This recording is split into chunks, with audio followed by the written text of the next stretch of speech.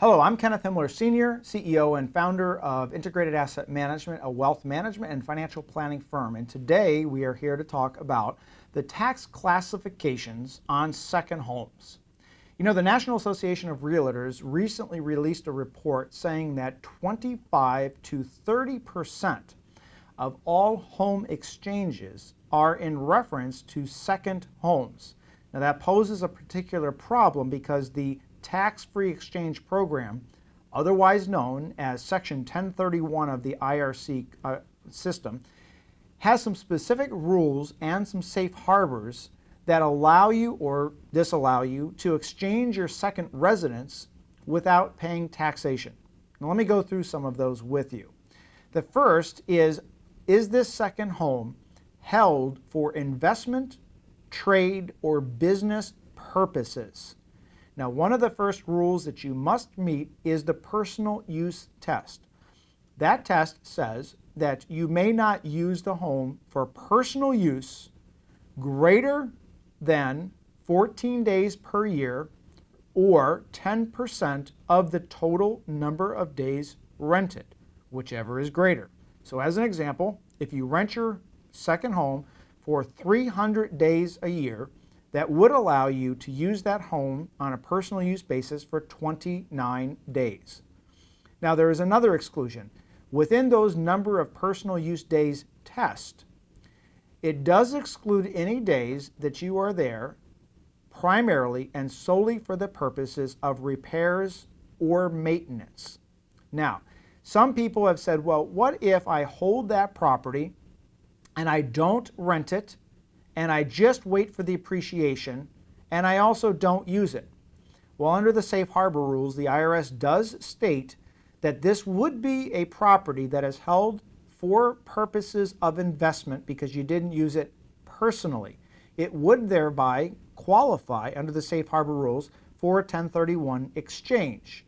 Now, the second item that you have to be very careful of is that if you rent this to anyone for less than fair market value, you will violate the personal use and the investment property distinction test. The next item that could possibly violate that is if you let anyone in your family could be extended to aunts and uncles, nieces and nephews, anyone that would have a beneficial factor in the discount or the use of that home. That would disqualify the safe harbor. In addition, if you do try to use the personal use days, and then you say, I'm going to now convert this from a second home to which I use for personal use to rental income, which a lot of people have attempted to do, there must be a clear distinction in the filing that you make on your tax returns. Typically, the property taxes or mortgage interest paid must be deducted on your Schedule A. That's your itemized deduction. When you make the change to an investment property, you will now file a Schedule E. So the interest and the property taxes will no longer go on your Schedule A. Now, do you absolutely have to rent the property? You don't have to rent the property, and a lot of people have chosen to do that. What they've done is they want to convert their personal residence into an investment property for the purposes of utilizing the 1031 exchange. Here's my suggestion if you do that. Number one, wait at least 1 year. File it as a Schedule E investment property. Number two, make an effort to actually rent it.